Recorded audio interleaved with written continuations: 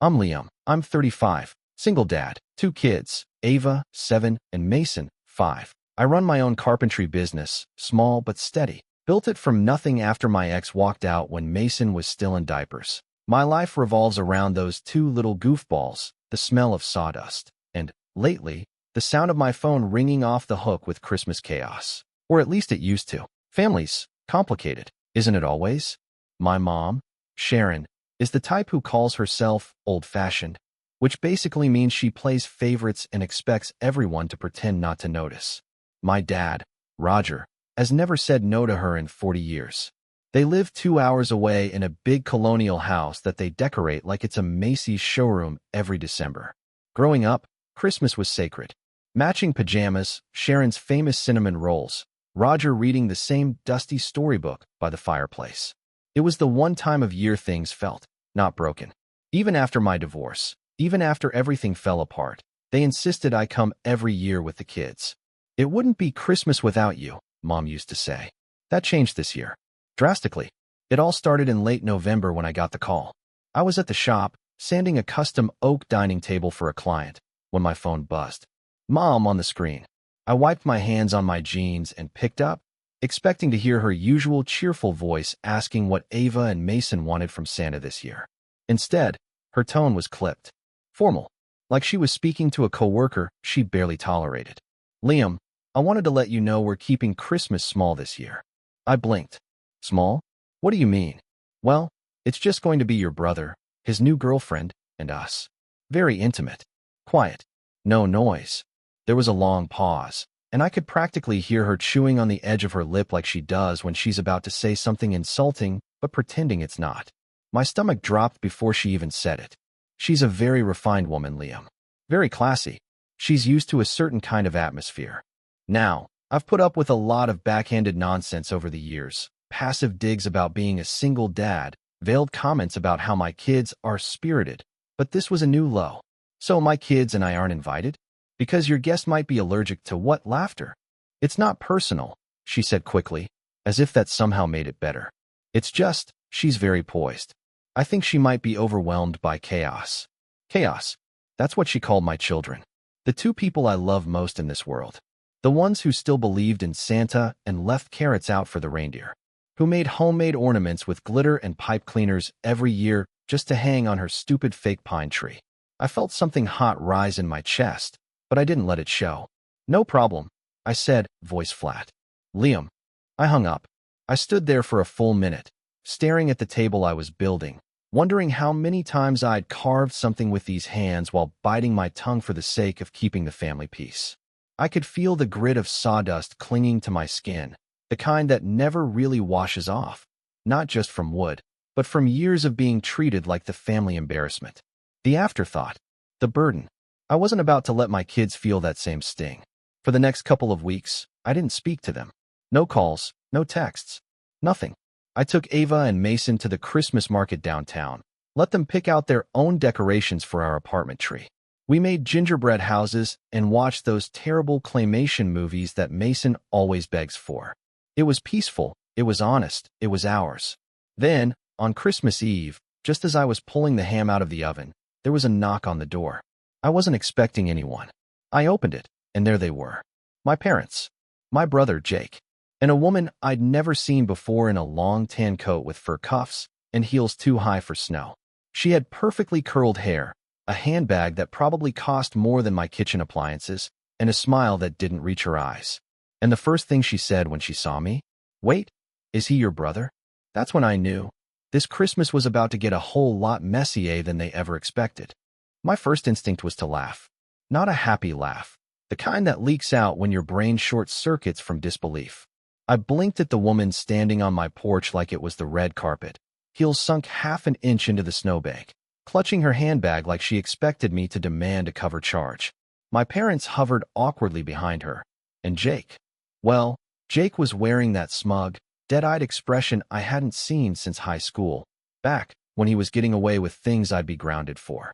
"Wait, is he your brother?" she said again, turning slightly to Jake like she had just recognized me from a wanted poster. Jake glanced at me, then back to her. "Yeah, that's Liam." She tilted her head, frowning. You didn't say he had kids.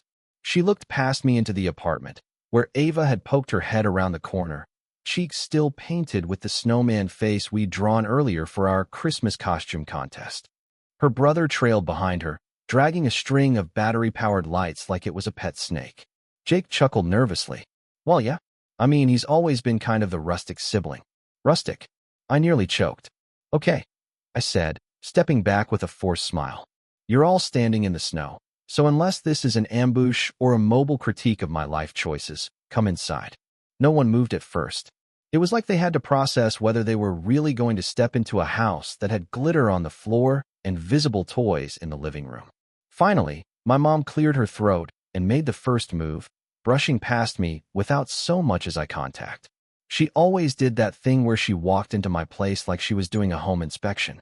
Her eyes flicked from the handmade wreath on the door to the unframed art Ava had scribbled and taped to the walls. It's very festive, she muttered. Thanks, I said. It was either this or the sterile, silent monastery vibe you were going for. Dad gave me a tight-lipped smile and followed her in. Jake stepped inside next and did a quick, dismissive scan like he was looking for evidence of failure. The girlfriend, Rachel, I would soon learn, lingered in the doorway. I noticed she hadn't taken her shoes off, which I guess was just par for the course when you consider yourself too elegant for socks. She looked around the place and said, "It's cozy." "I'll take that as a compliment," I replied, shutting the door behind her. The apartment suddenly felt a lot smaller. I guided them toward the dining table, where Ava had carefully placed 3 mismatched candles and a napkin holder shaped like a snowman. The table was clearly set for 3. My mom noticed instantly. "You didn't expect us?" she asked, feigning surprise.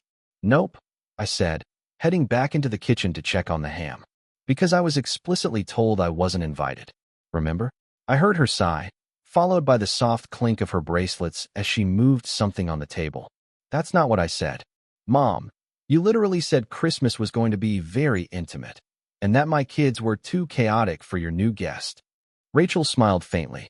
"I don't think I used those exact words. You weren't even on the phone," I said, sharper than I meant to. "But you seem to have inspired the phrasing." There was a silence thick enough to slice, interrupted only by the faint jingle of Mason shaking the wrapped presents under the tree. Jake finally broke it. "We figured it'd be nice to surprise you. You know, put the past behind us. Do Christmas as a family." I turned around, raising an eyebrow. "What past are we talking about exactly? The one where you all excluded us for the sake of appearances?" Jake shrugged. "Don't be so dramatic, man." I let the insult float for a second before shaking my head and pulling the ham out of the oven. The smell filled the room, honey glaze and cloves, warm and comforting. Ava was bouncing with excitement, while Mason sat at the little table in the corner where he was building a Lego police station. Then Rachel muttered, "Is there something vegetarian?" I froze, holding the hot tray in my oven mitts. "Vegetarian?" I asked. She gave me a tight-lipped smile. "I don't eat meat." "I wasn't told anyone was coming," I replied, setting the tray down with more force than necessary. "So no, I didn't make a second entree. I just assumed," she said, touching her curls like she'd been inconvenienced by my ignorance. And that was the moment I knew this wasn't about family. It was a performance. They'd decided, after ditching us, to show up here and play happy family in my space, under my roof, with my kids, all while treating my life like a charity project they could feel good about visiting. Still, I bit my tongue. For the kids, dinner was awkward. Ava, bless her, kept trying to engage everyone with her best Christmas jokes. "What do you get if you cross a snowman and a dog?" "Frostbite," she squealed. Only Mason laughed. My mom didn't even smile. Rachel spent most of the time pushing steamed carrots around her plate, and Jake just kept checking his watch like he had a private yacht waiting outside. About halfway through the meal, Rachel finally leaned toward Ava and said, "So, what's it like growing up in a place like this?" Ava blinked. "Like what?" Rachel gestured vaguely. "You know, small. No yard. So many colors." My jaw clenched. "We do just fine, thanks." "Oh, of course," she said quickly. "It's just, Jake grew up in a very different environment. Grand piano, horses, that sort of thing." "Yeah," I said dryly. "I remember. I was there too. Just in the background, apparently." Jake rolled his eyes. "Are you ever going to let that go? That was rich, coming from the guy who used to make fun of my hand-me-down shoes while we both lived in the same house. The golden child. The miracle boy. He could crash my car at 16 and get a pat on the back.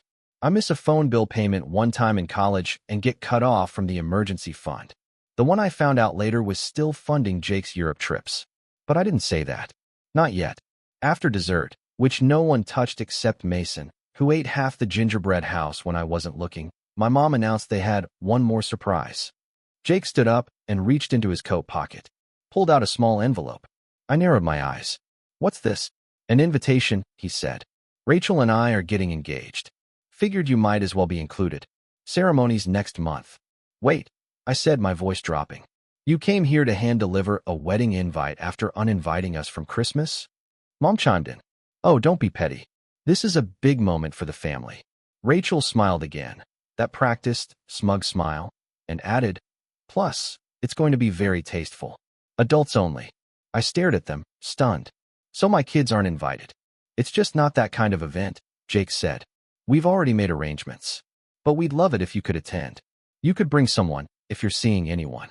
I looked at my children, who were now both silently watching, their smiles gone. Mason clutched his toy police car like it was the only thing keeping him grounded. That's when something cracked inside me. "So let me get this straight," I said, standing slowly. "You excluded my kids from Christmas because they weren't classy enough for your guest. Then you show up uninvited, criticize my home, insult my parenting, and now you want me to come to your wedding while leaving my children with a babysitter? And I'm supposed to feel what? Honored?" Jake's jaw tensed. "Don't turn this into a scene." "I'm not turning anything into anything. I'm finally saying it out loud." Mom stood up, her voice sharp. "Liam, you're being ungrateful. We came all this way." "No," I interrupted. "You didn't come here for us. You came to show off. To parade your shiny new future in front of the messy parts of your past. But I'm done pretending that's okay." The room went still. Rachel adjusted her coat and stood, as if the staleness of my modest apartment was finally too much for her curated lungs. She looked at me one last time and said, "Wow, you really are his brother." That's when Ava quietly slipped her hand into mine and whispered, "Dad, are they going to make us leave our house?" I knelt beside her and said, "No, baby, this is our home. No one's kicking us out." Behind me, my mom sighed heavily. "Well, I guess we should go if you're going to be like this." "I think that's a great idea," I said. I walked to the door, opened it, and held it wide. Snow was falling again. The wind howled just enough to make the silence unbearable. One by one, they filed out. My dad avoided my eyes. My mom mumbled something about hoping I'd come to my senses. Jake looked annoyed, like I had ruined his PR campaign. Rachel stepped out last, but just before she did, she looked back over her shoulder, eyes scanning my face. Then she said something that made the hairs on the back of my neck stand up. "Jake never told me you were the one who stayed behind and looked after their parents when they lost everything that year. Funny how people leave out the important parts." She stepped out into the snow, heels crunching on the icy sidewalk. And that's when I realized she didn't know everything about Jake. Not yet. After the door closed and their footsteps faded into the snow, I stood there for a long time, just standing in the hallway. The living room still smelled like ham and cinnamon, but it felt like someone had vacuumed the warmth right out of the place. I heard Ava go back to the couch, curling under the blanket we'd been sharing all week for movie nights. Mason went to the window and watched the taillights until they disappeared. That night, I didn't sleep. I lay in bed listening to every creak, every gust of wind. My brain kept looping Rachel's words. Funny how people leave out the important parts. Something about the way she said it, like she was seeing cracks in Jake's golden boy exterior. Like she knew there was more to the story. But instead of feeling vindicated, I just felt hollow. Because the truth was, I had let it happen. All of it. The next morning, the weight settled in. The holidays ended. The decorations came down. School started again. Orders at the shop slowed. January always meant fewer custom jobs. My bills didn't slow down, though, and I was tired. Not just in my bones, but somewhere deeper. The kind of tired that crawls into your chest and just sits there. Mom didn't call. Dad texted once a week. "Hope the kids had a nice Christmas. Let us know if you want to talk." I didn't reply. And Jake? Nothing. Not a word. Not a thanks. Not an apology. Not even a follow-up about the wedding invitation. I assumed I was no longer expected to attend. It should have been a clean break, right? That was my chance to walk away, to protect my kids from the cycle. And for a while I did. But some wounds don't scab over right away. Some fester quietly, especially the ones tied to people you were raised to trust. I started noticing things. Or maybe I was just finally ready to see them. Ava came home from school one day with a handmade card, Grandma's Snow Angel. It had glitter and puffy paint and a stick figure labeled "Me and Nana in the Snow." I sat her down gently and asked, "Sweetheart, when was the last time you saw Nana in the snow?" She thought hard. At Uncle Jake's birthday. But she didn't want to play because her boots were for restaurants. That was 2 years ago. It clicked then. They weren't just ignoring me. They were slowly erasing my kids, too. Quietly. Elegantly. They'd show up for Jake's events, post pictures of Rachel's brunches, tag each other in Facebook photos at vineyard tours and lake house weekends.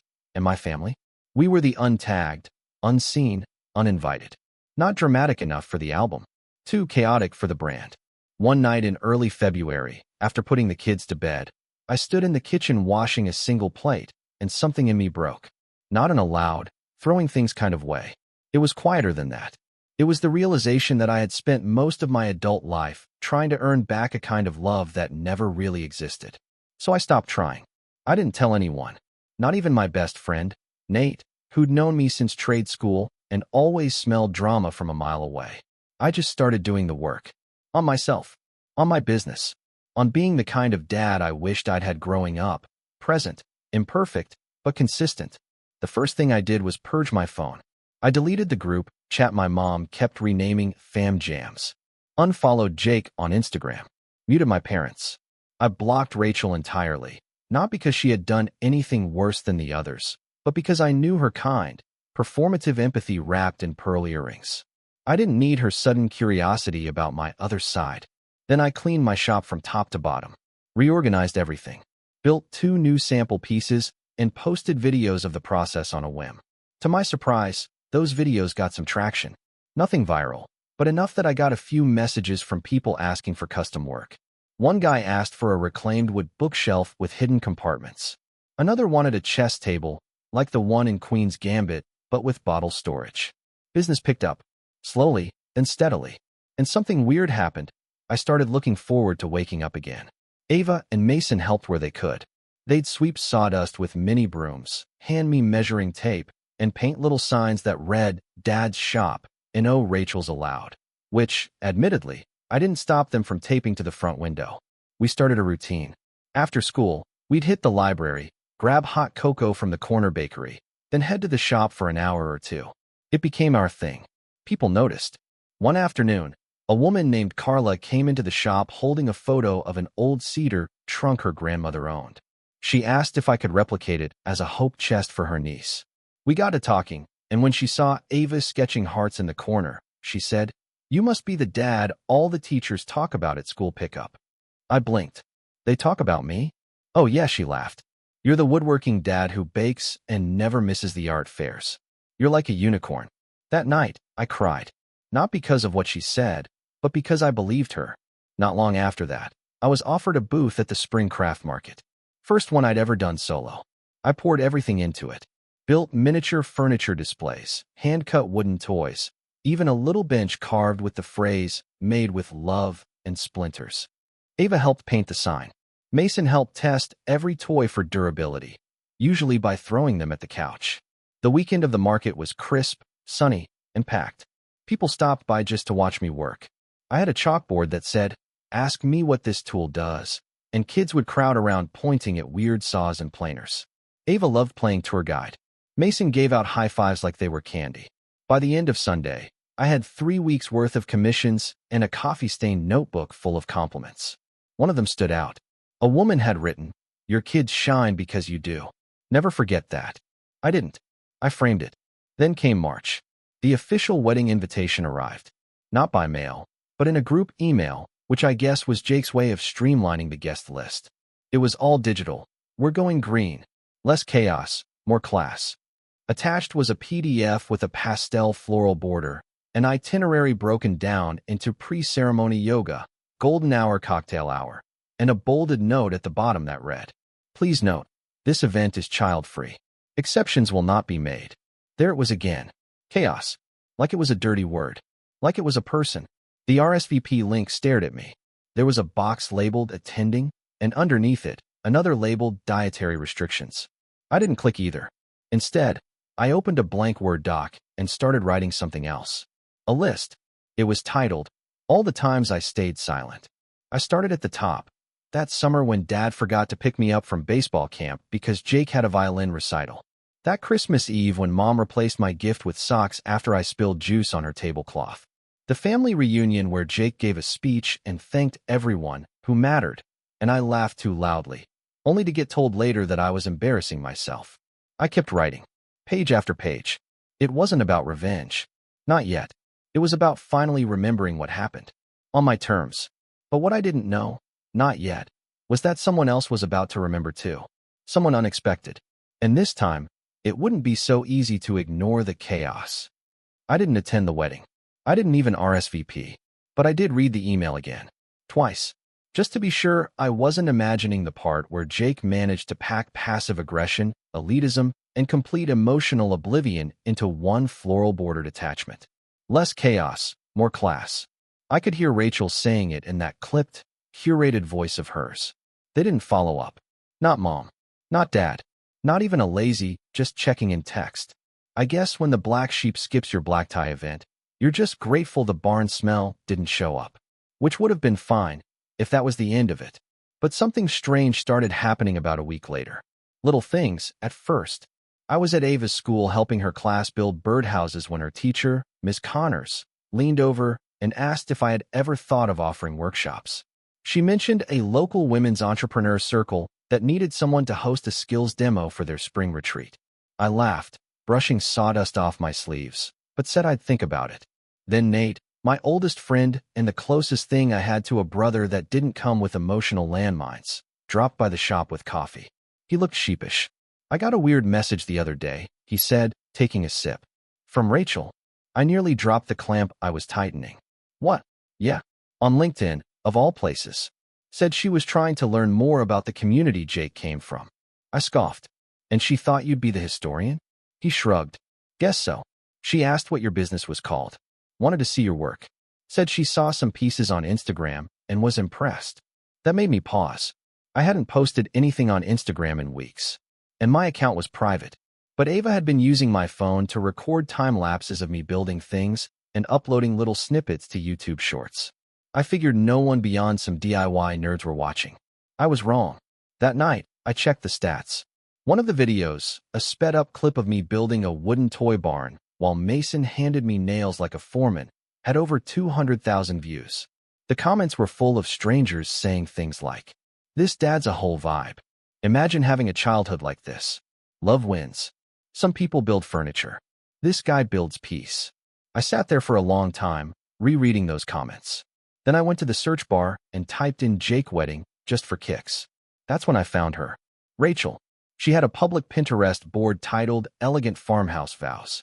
It was full of champagne-colored napkins, reclaimed barnwood archways, and vintage furniture layouts. She had pinned my work. Several times. At first, I felt sick. Then something else settled in. Not rage. Not even hurt. Just a quiet shift. Because suddenly, I wasn't the chaos anymore. I was the aesthetic. A few days later, I got a call from a number I didn't recognize. Normally, I let those go to voicemail, but something told me to pick it up. "Hello." "Hi," said a woman's voice. "Is this Liam Carter?" "The woodworker." I confirmed. She introduced herself as Dana, a wedding planner for a luxury events company. She said she'd been looking for someone who could do rustic custom furniture rentals, benches, arches, table sets. One of her clients had sent her a video of mine and insisted they had to work with me. I said I wasn't in the rental business. She said I'd be paid per event. Then she dropped the number. My eyebrows went up. Per event. Yes. And this one's a big one. High profile. Groom's family is complicated. Bride wants a sincere rustic feel, whatever that means. Are you available next month? I froze. What's the wedding date? She told me. Same date as Jake's. I said yes. The planning phase was surreal. I was brought on to build a custom wedding arch, 12 8-foot farmhouse tables, and a memory wall of miniature drawers that guests could open to find handwritten notes from the couple. The bride had also requested a sign with their initials, burned into reclaimed cedar, and a quote underneath that read, "True class doesn't whisper. It echoes." The irony nearly knocked me over. I never saw Jake or Rachel. All communication went through Dana, who forwarded sketches, photos, and requests with timestamps and bullet points. But with every new email, it became clearer. Rachel had no idea the man she dismissed in my living room was now designing half her dream wedding. She didn't recognize the shop logo. She didn't connect the social media dots. And Jake clearly wasn't paying attention, or he knew and chose not to say anything, which would have been just like him. Easier to ignore a ticking bomb if you pretend it's a centerpiece. The workshop became a war room. I brought Nate on to help with deliveries. Ava and Mason helped me stain the benches. I worked late into the night, carving initials, sanding boards, triple-checking every angle. It wasn't just about quality. It was about message. Every piece was quiet, solid, built to last. The opposite of the people who told me I wasn't enough. One afternoon, a week before the wedding, Dana called with a final request. "Bride wants a backup arch," she said. "Rain's in the forecast. Can we make a second one she can use indoors?" I said I could. Then I asked, "Do they know who I am?" She paused. "Excuse me. The couple. Do they know I'm Jake's brother?" There was a beat of silence. Then, "Rachel doesn't." I don't think Jake said anything. That made me laugh. Dana didn't. She asked if that was going to be a problem. I said, "Only if I do a bad job." The night before the wedding, I loaded everything into the trucks. Nate helped secure the arch with padded straps while I walked around checking corners. I had this nervous buzz in my chest, like something important was about to happen and I couldn't see it yet. Ava was drawing hearts in the sawdust. Mason was pretending to interview me with a paintbrush as a microphone. "Sir," he said in a mock serious voice, "is this the most important furniture you've ever built?" I smiled. "Yeah, buddy, I think it is." And I meant it. Because this wasn't just a wedding. It was a reveal. I arrived early on the day of the wedding. The venue was stunning. A private vineyard with a rolling view of Golden Hills and a restored barn that looked like something out of a lifestyle magazine. The inside had been emptied and polished. My benches were lined in 2 rows, each one facing the cedar arch I had carved by hand. On each seat was a small wooden box containing a note from the bride and groom. I stood there for a moment, just taking it in. Then Dana walked over. She looked nervous. "Rachel wants to meet the vendor behind the memory wall," she said. "She's asking questions." My stomach didn't drop. My hands didn't shake. I just nodded. "Where is she?" Dana pointed to the barn entrance.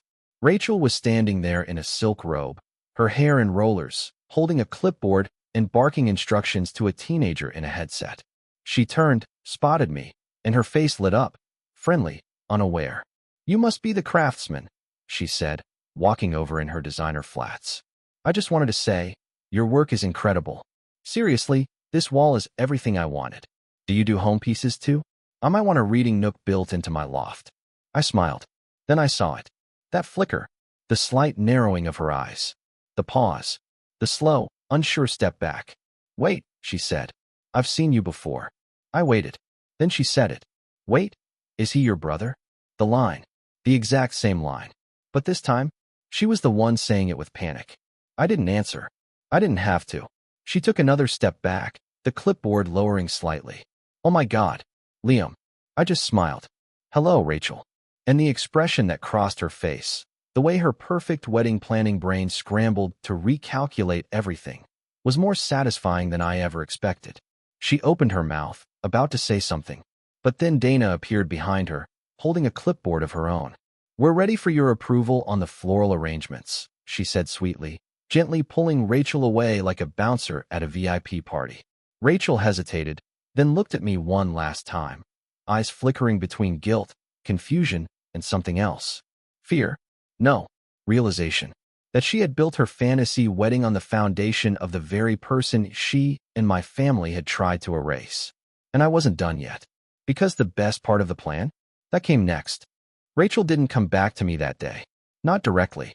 She vanished into the chaos of final touches, photo sessions, and bridesmaids crying about hairpins. I didn't push it. I had work to do. I wasn't there to confront her. I was there to deliver what she paid for, and then something she didn't. The ceremony went off like a Pinterest dream.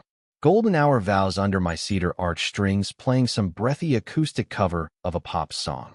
Guests dabbing their eyes with linen handkerchiefs. From a distance, it looked flawless. To everyone else, this was the perfect beginning of a perfect life. But inside the barn, during the reception, I had planted my little signature. Ava had helped me draw them. Mason helped me glue them shut. 150 small wooden drawers on the memory wall, each labeled with the name of a guest, each drawer holding a folded note, custom-made to be from the couple. Except about 30 of them weren't from the couple. They were from me, and they were true. It started slow. A woman in a plum dress opened her drawer and read, "Thank you for always being a second mom to Jake when things were rough. You were there for him in ways his real family never was." She looked confused. A man in a suit read, "I still remember the summer Jake stayed with you after Dad lost his job and the house almost went under. You saved him." He blinked and whispered, "Roger lost his job?" Someone else read, "I'll never forget how hard it was when Liam stepped in to cover Mom and Dad's mortgage behind the scenes. He never wanted recognition, just peace. But I saw it. I'll always remember." Voices rose. Heads turned.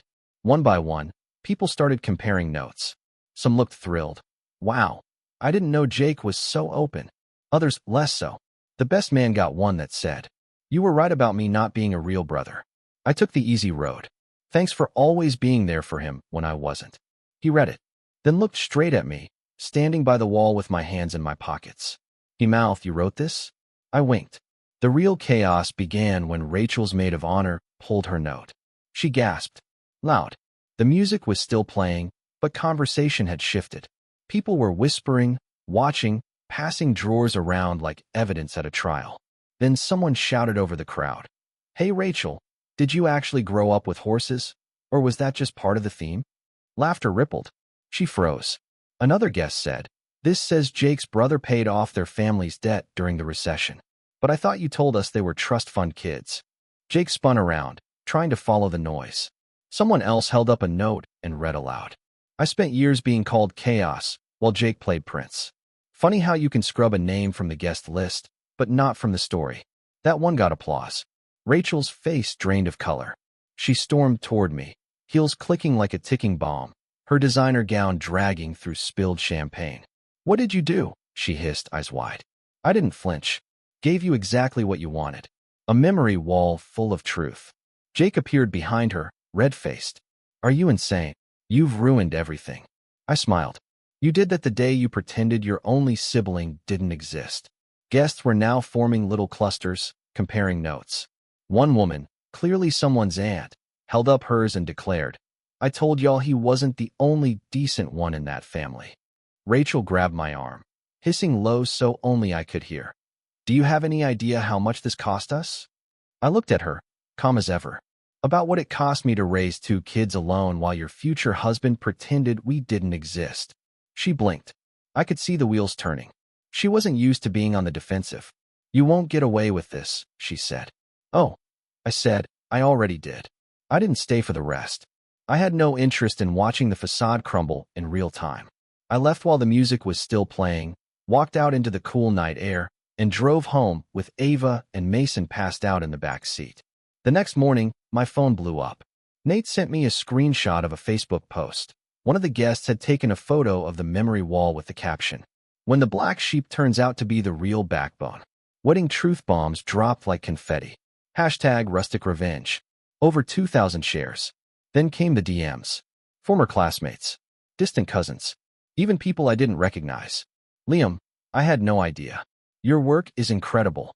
Do you take commissions? My niece is getting married in October. We'd love a memory wall. Real or revenge themed." I laughed until I cried. A week later, my parents called. Not a text. Not an email. A call. I let it ring twice before answering. "Liam," my mom said, voice brittle. "We need to talk." I waited. "We saw the videos," she said. "The wedding fallout. Jake is furious." "Sounds rough." My dad chimed in. "You embarrassed the family." "No," I said. "I reminded them we existed." Silence. Then my mom asked the thing that finally made me hang up.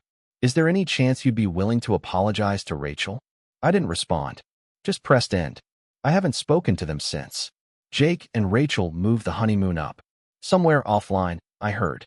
Word is they've been trying to rebrand the story, telling friends that I went rogue, that I was bitter, jealous. Some people believe them, but most, they saw through it. Because when the music fades and the champagne dries, people remember one thing: the truth that made them feel something. My shop is busier than ever now. I've expanded into a bigger space. Brought on Nate full-time.